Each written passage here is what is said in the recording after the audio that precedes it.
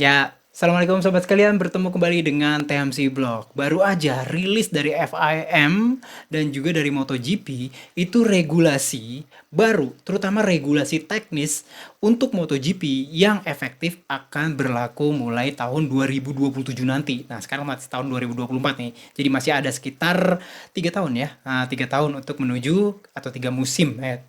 Sisa dari musim 2024 ini 2025 2026 baru ntar 2027 kita akan masuki MotoGP dengan regulasi baru.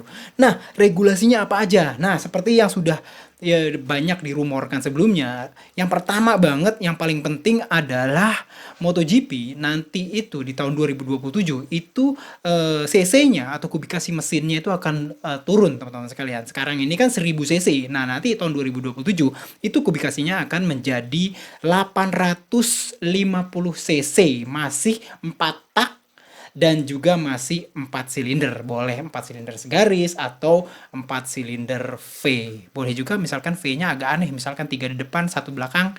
Boleh aja kali, cuman kan aneh banget gitu ya. Nah, lalu apa lagi? Nah, ya, kalau kita ngomongin mengenai mesin, itu yang sekarang MotoGP sekarang itu ada walaupun maksimum cc-nya itu 1000 cc, itu ada maksimum ukuran dari bornya itu 81 mm. Nah, nanti tahun 2027 ketika cc-nya itu kurang menjadi 850, itu bor maksimumnya itu juga berubah teman-teman sekalian menjadi, kalau saya baca di sini ada sekitar 75 mm.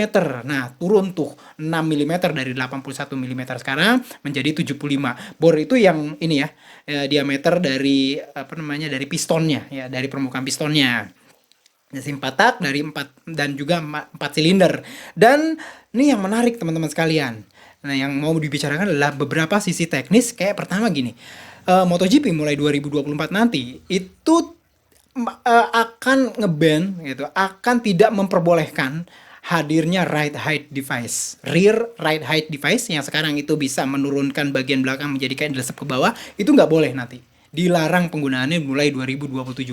Dan bahkan itu whole shot device ya, kalau misalkan saya baca ya di sini ya, whole shot device yang digunakan pada saat start itu juga akan dilarang penggunaannya mulai tahun 2027 nanti. Jadi whole shot device juga dilarang, lalu right hand device juga dilarang.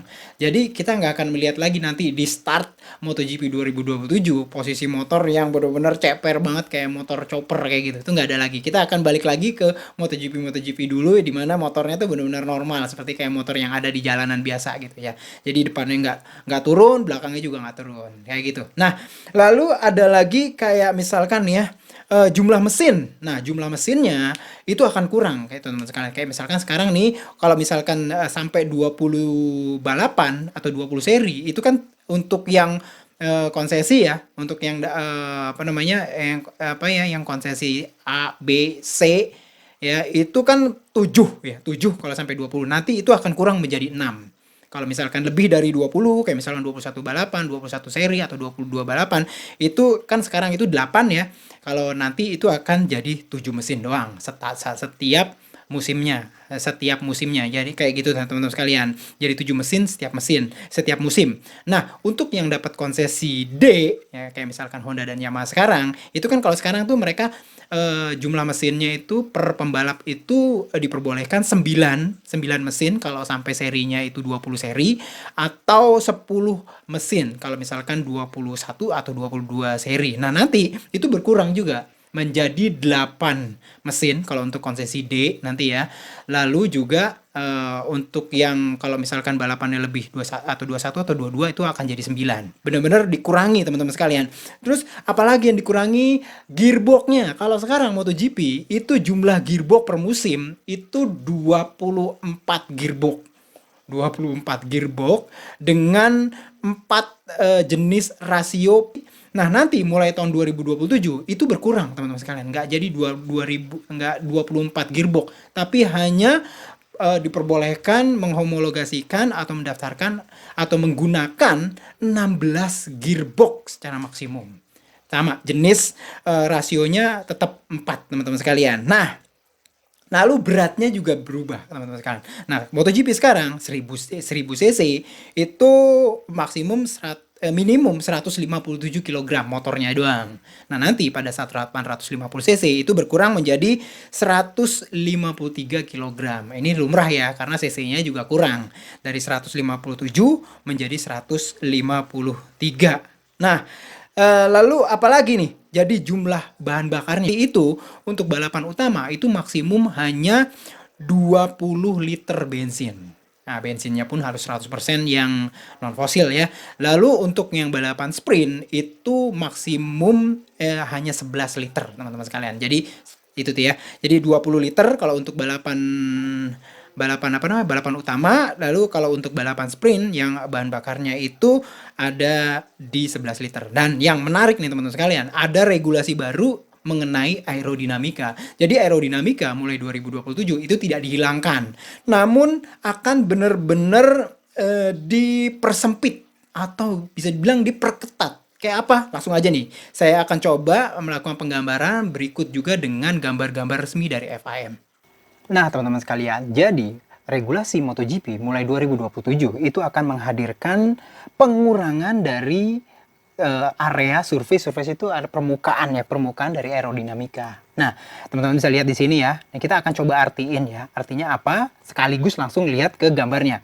Kalau kita lihat gambarnya, tentu kita menggunakan gambar yang asli atau gambar yang resmi ya dari FIM. Jadi seperti ini. Ini adalah gambar mengenai aero untuk MotoGP sekarang ya 2024. Nah, di regulasi baru nanti ya maksimum lebar dari front fairing yang diperbolehkan itu akan diturunkan dari 600 mm menjadi 550 mm. Nah, itu tuh yang mana tuh ya? Nih, teman-teman sekalian nih, lebar dari sini sampai sini nih ya. Jadi sebenarnya aerodinamika atau aerofairing atau winglet pun itu lebarnya pun harus maksimum, kalau dilihatnya kanan ke kiri itu harus maksimum 600 mm sekarang. Nah, mulai 2027 itu pada dasarnya dia lebarnya itu akan dikurangi teman-teman sekalian menjadi hanya 550 atau berkurang 5 cm, atau di kanan kurang 2,5 cm, di kiri kurang 2,5 cm. Kalau menurut saya sih ya ini cukup masif sih ya. Artinya kan secara umum downforce itu berhubungan dengan area atau berhubungan dengan luas. Kalau misalkan panjangnya sudah sudah dikurangi, maka ya areanya juga akan berkurang atau downforce-nya pasti akan berkurang. Nah, di situ ya teman-teman sekalian. Ah, tapi ada yang mikir kong, lah kan bisa ditambahin juga ke depan. Nanti ada regulasi selanjutnya. Nah, kita lihat gini. Jadi pertama gitu ya, dikurangi dari 600 mm menjadi sekitar 550 mm. Lalu maksimum dari rear end height atau ketinggian dari buntut itu akan dikurangi dari 1200 mm. Nih yang mana gambarnya ya? Oh nih, yang ini nih kayaknya gambarnya nih teman-teman sekalian nih. Coba ya saya pelan-pelanin. Nah, nih yang kayak gini. Dikurangi dari 1250 mm menjadi 1150. Jadi berkurang 100 mm atau berkurang 10 cm. Nih, jadi awalnya nih kalau teman-teman sekalian nih ketinggian dari buntut ya paling tinggi sampai bawah ya, sampai ban paling bawah pada saat suspensi itu standar ya. Itu sekarang di 2024 aja itu 1250 mm atau 125 cm dari bawah ke atas. Nah, nanti itu akan berkurang 10 cm menjadi hanya 1150 atau 11,5 cm. Nah, lalu apalagi? Nah, regulasi juga bilang bahwa the foremost point of the front fairing, jadi daerah paling depan dari front fairing atau di daerah hidungnya gitu, itu akan move back, artinya dimundurin 50 mm atau dimundurin 5 cm. Nah, ini dia teman-teman sekalian, tadi saya bilang bahwa tadi kan walau area kan bisa aja di depan, enggak. Bahkan untuk yang depannya sendiri harus mundur. Teman-teman sekalian, harus mundur 5 cm atau 50 mm ya. Nih, jadi gini nih. Jadi ini kalau kita lihat ya, daerah hidung paling depan itu harus berjarak dari ban depan itu, kalau ditarik garis normal ke atas itu jaraknya 150 mm nih teman-teman sekalian. Yang ini nih ya, nih yang regulasi 2024 sekarang. Nah, nanti itu akan dimundurin lagi teman-teman sekalian ke belakang nilai maksimumnya, sehingga dia itu jarak dari ban, perkiraan saya dari ban ke ujung paling depan dari hidung motor itu 150 tambah 50, dan jadi 200 mm atau 20 cm. Jadi ini mau nggak mau daerah hidungnya pun akan lebih dempak ke belakang gitu ya. Daerah maksimum ya, daerah maksimum dari hidungnya akan lebih ke belakang. Jadi awalnya 150 mm ini akan jadi 200 mm atau 20 cm. Nah, jadi itu untuk reduction of the aero surface atau pengurangan dari area dari aero winglet. Nah, jadi seperti itu loh teman-teman sekalian. Nah, apalagi? Nah, regulasi selanjutnya adalah homologasi dari aero surfaces. Jadi ada homologasi untuk tambahan detail-detail aero berikutnya. Kayak misalkan yang pertama nih ya, tulisannya adalah rear end of the machine atau di bagian belakang dari motor, aerodinamika apapun yang berada di belakang pembalap itu harus dihomologasi sebagai bagian dari aerobody, teman-teman sekalian. Jadi kayak misalkan sekarang nih ya, seperti kita ketahui kayak winglet di bagian buritan atau stegosaurus atau segala macam, winglet gawang dan segala macam itu nggak dihomologasi. Artinya apa?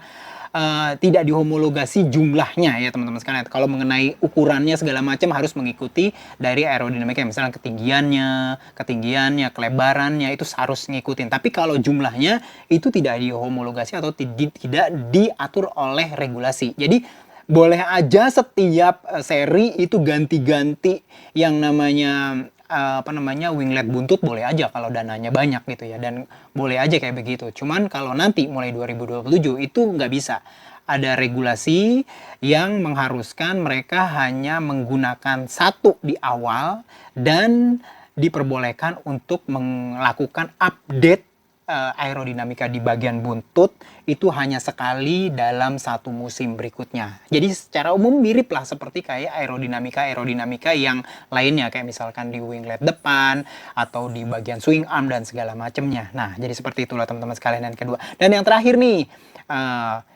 bahan bakar dan pelumas atau oli. Nah, jadi gini secara umum, ini untuk yang oli. Jadi penggunaan untuk mulai 2027, penggunaan olinya itu menggunakan 100% dari oli atau pelumas non-oil refinement origin fuel. Artinya apa? Oli yang tidak berasal dari proses penyulingan dari bahan yang di kilang minyak gitu lah. Jadi kayak yang minyak yang dikilang. Jadi bukan minyak bumi atau minyak fosil. Jadi seperti itu loh teman-teman sekalian. Jadi olinya sendiri bukan merupakan hasil pengolahan dari bahan bakar fosil. Jadi secara umum seperti itu. Nah, jadi kayak misalkan fuelnya juga sepertinya akan kayak gitu. Karena seperti kita ketahui kalau untuk mulai 2027 itu udah pasti 100% bahan bakarnya udah nggak lagi berasal dari bahan bakar fosil. Jadi udah non fosil. Boleh bahan bakar apapun, RON-nya nanti ditentukan, tapi dia tidak berasal dari fosil. Jadi seperti itu teman-teman sekalian untuk fuel dan oil. Nah, tadi teman-teman sekalian udah lihat ya mengenai masalah aerodinamika. Bener-bener diperketat banget. Lalu, nah ada lagi tambahannya adalah mengenai masalah konsesi. Detail mengenai regulasi konsesinya sih masih belum ada ya. Cuman yang pasti nanti tetap ada yang namanya konsesi. Dan setiap pabrikan yang membalap di musim 2026 itu otomatis pada tahun 2027 itu akan masuk menjadi konsesi B. Jadi apapun konsesinya pabrikan yang mengikuti balapan di 2026, misalkan 2026 itu konsesinya misalkan D. Nah, nanti D atau C atau B atau A pada saat nanti dia naik ke tahun 2027 itu konsesinya akan semua sama, yaitu B. dan akan berubah di pertengahan 2027 nanti berdasarkan hasil dari setengah musim itu 2027 itu. Nah, biasanya kan kalau hasil konsesi itu akan setahun ya, termasuk juga 2026 awal. Tapi 2026 tidak akan dihitung, dia akan masuk ke 2027 doang. Nah, gitu teman-teman sekalian. Lalu apalagi nih, untuk pabrikan baru. Nah, pabrikan baru kayak kalau misalkan ada yang namanya BMW mau masuk pabrikan baru di 2027 itu akan masuk ke konsesi kelas D. Mengenai detail mengenai konsesinya A, B, C, D masih belum ada. Mungkinan sih akan sama gitu ya.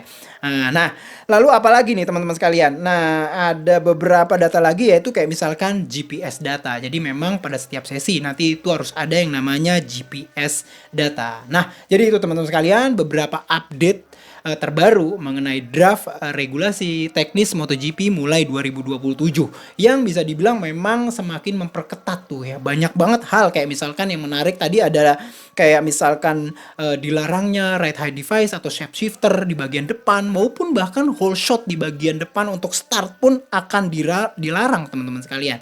Dan yang pastinya adalah winglet. Teman-teman sekalian tadi bisa lihat ya, winglet MotoGP masih tetap ada, cuman ya pasti sih downforce-nya akan semakin diperkecil. Nah, kita masih belum tahu apakah nanti ada update dari elektronika sehingga pabrikan akan bisa membayar apa yang hilang dari winglet dan dengan cara mengulik dari elektroniknya kayak misalkan anti wheelie-nya dan segala macam, kita masih belum tahu. Namun yang pasti aerodinamikanya semakin diperketat nanti. Itu aja teman-teman sekalian, mudah-mudahan bisa bermanfaat.